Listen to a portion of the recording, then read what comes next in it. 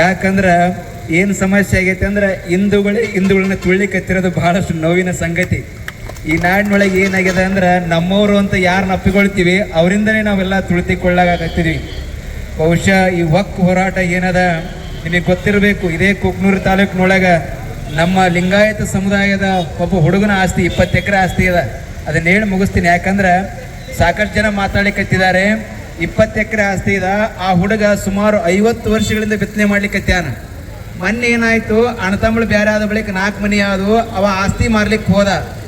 ಆಸ್ತಿ ಮಾರ್ಯಾರ ಒಂದಿಷ್ಟು ಮನೆ ಕಟ್ಸ್ಕೊಳ್ಳಂತ ಹೋದಾಗ ಆ ಲಿಂಗಾಯತ ಹುಡುಗನ ಆಸ್ತಿ ಒಳಗೆ ಏನಾಗೈತಿ ಅಂದ್ರೆ ಒಕ್ ಬಂದ್ಬಿಡೈತಿ ನೋಡ್ರಿ. ಈಗ ಅದು ಅವ ಏನ್ ಮಾಡ್ಲಿಕ್ಕೈತಾನ, ಅಜ್ಜ ಇದು ಉಣ್ಣಕ್ ಬರಕತ್ತೈತಿ, ಮಾರಕ್ ಬರೋದು ಹೆಂಗ್ ಮಾಡ್ಬೇಕಂತ ಹೋದ್ರ, ಇಲ್ರಿ ಕಾನೂನು ಬಹಳ ಕಠಿಣ ಅದ, ಹೊಕ್ ಇರೋದು ನಾವೇನು ಮಾಡ್ಲಿಕ್ಕೆ ಆಗೋದಿಲ್ಲ ಅಂತ ಹೇಳಿದ ಬಳಿಕ ಆ ಹುಡುಗ ಏನ್ ಮಾಡಕೈತಾನ, ದೊಡ್ಡ ಆಸ್ತಿ ಇದ್ರು ಕೂಡ ಒಂದು ಚಪ್ಪರ ಮನೆ ವಾಸಿಸ್ಬೇಕೈತೆ ನೋಡ್ರಿ ನಮ್ಮ ಲಿಂಗಾಯತ ಸಮಾಜದ ಹುಡುಗ.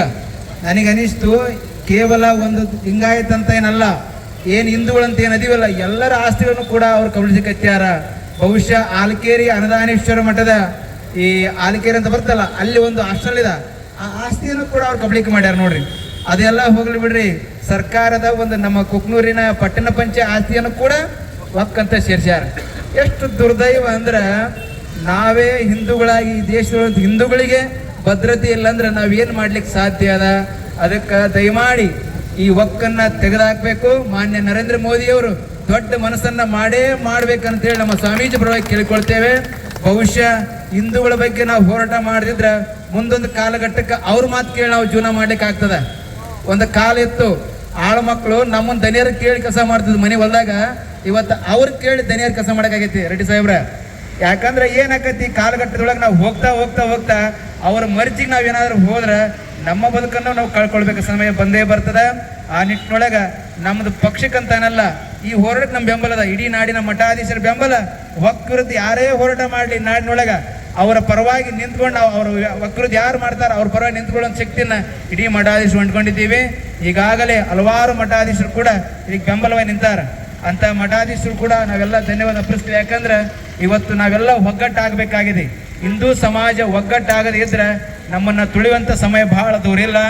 ಬಹುಶಃ ಜಮೀರ್ ಅಹಮದ್ ತಿಳ್ಕೊಳ್ಬೇಕು, ನೀನು ಹಿಂದೂ ಸಮಾಜದ ಆಸ್ತಿಯನ್ನು ಕಬಳಿಕೆ ಮಾಡಿದ್ದಾದಲ್ಲಿ ಮುಂದಿನ ದಿನಮಾನದೊಳಗೆ ನಿನಗೆ ಬುತ್ತಿಯನ್ನು ಇಟ್ಟಿರ್ತೇವೆ. ನಿನ್ನನ್ನು ಸೋಲಿಸುವವರೆಗೆ ಕೂಡ ನಾವು ಯಾವ ಸ್ವಾಮೀಜಿ ಕೂಡ ನಿಲ್ಲೋದಿಲ್ಲ. ಜಮೀರ್ ಅಹಮದ್ ಅವರು, ನೀವು ಕೇವಲ ಒಂದು ಜಾತಿಗೆ ನೀವು ಸಚಿವರಲ್ಲ, ಇಡೀ ಕರ್ನಾಟಕದ ಪ್ರತಿಯೊಬ್ಬರ ಮನೆ ಸಚಿವ ನೀನು. ಅದನ್ನ ತಿಳ್ಕೊಂಡು ಬದುಕಬೇಕು.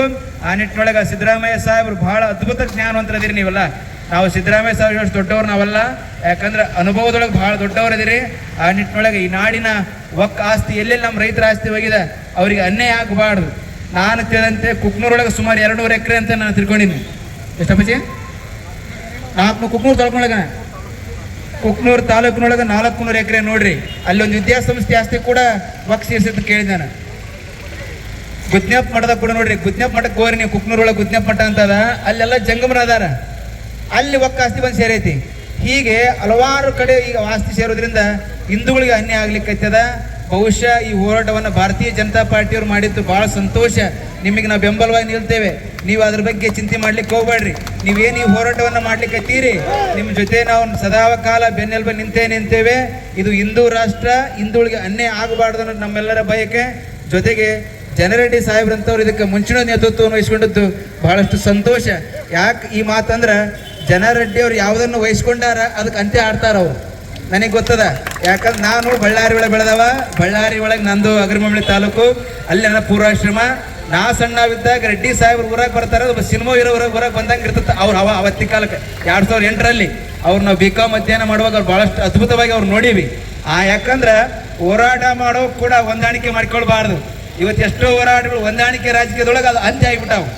ಆದರೆ ಜನರೆಡ್ಡಿಯವರು ಆ ಹೊಂದಾಣಿಕೆ ರಾಜಕೀಯ ಮಾಡುವುದಿಲ್ಲ, ನೇರವಾಗಿ ಮಾಡ್ತಾರೆ, ನೇರವಾಗಿ ಸಮಾಜವನ್ನು ಕಟ್ತಾರೆ, ನೇರವಾಗಿ ಸಮಾಜ ಜೊತೆ ಬೆಳಿತಾರೆ ಅನ್ನೋದಕ್ಕೆ ಅವ್ರಿಗೆ ಇವತ್ತಿನವರೆಗೆ ಕಿಮ್ಮತ್ತದ.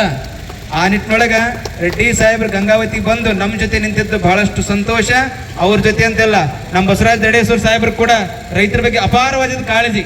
ನಾನು ನೋಡಿದ್ದೀನಿ ದಡೇಶ್ವರ ಸಾಹೇಬ್, ನಾವು ಅವ್ರ ನನಗೆ ಪರಿಚಯ ಇರ್ಬೋದು, ಅವ್ರ ಬಗ್ಗೆ ಅಧ್ಯಯನ ಮಾಡೀನಿ. ಇವತ್ತು ಒಬ್ಬ MLA ಆದ್ರೆ ಏನ್ ಬೇಕಾದ್ರೆ ಆಗ್ಬೋದು. ದಡೇಶ್ವರ ಸಾಹೇಬ ಒಬ್ಬ ಸಾಮಾನ್ಯ ರೈತರಂತೆ ಬದುಕನ್ನು ಕಟ್ಟಿಕೊಂಡಂತ ನಮ್ಮ ದಡೇಶ್ವರ ಸಾಹೇಬ. ಅಂತವ್ರ ಜೊತೆ ನಮ್ಮ ತಿಪ್ಪೇರುದ್ರ ಸ್ವಾಮಿ ಅವರು ಕೂಡ ಇಲ್ಲದಾರೆ. ಅವರು ಕೂಡ ರೈತರ ಬಗ್ಗೆ ಕಾಳಜಿ.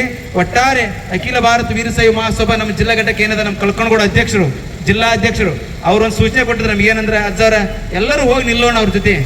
ಅವ್ರಿವ್ರಂತೆಲ್ಲ ಹಿಂದೂಗಳಿಗೆ ಅನ್ಯಾಯ ಆದಾಗ ನಾವೆಲ್ಲರೂ ನಿಲ್ಲಬೇಕು, ನಮ್ಮ ಧರ್ಮ ಅನ್ನೋ ಮಾತನ್ನು ಹೇಳಿದಾಗ ನಮ್ಮ ನವೀನ್ ಕುಮಾರ್ ಗುಲ್ಗಣ್ಣವರು ನಮ್ಮ ಜಿಲ್ಲಾ ಅಧ್ಯಕ್ಷರು, ನನ್ನ ಬಹಳ ಆತ್ಮೀಯ ಶಿಷ್ಯ, ಬಹಳಷ್ಟು ಯುವಕ, ಈ ನಾಡನ್ನ ಕಟ್ಟುವಂತ ಸಾಲಿನೊಳಗೆ ಒಬ್ಬ ಯುವಕ ಬೆಳ್ತಾನಂದ್ರೆ ಅದು ನಮ್ಮ ನವೀನ್ ಕುಮಾರ್ ಗುಲ್ಗಣ್ಣವರು. ಭವಿಷ್ಯದ ನಾಯಕ, ನಮ್ಮ ಜಿಲ್ಲೆಯ ಒಬ್ಬ ಭವಿಷ್ಯದ ನಾಯಕ ಅಂದ್ರೆ ನವೀನ್ ಕುಮಾರ್ ಗುಲ್ಗಣ್ಣವರು.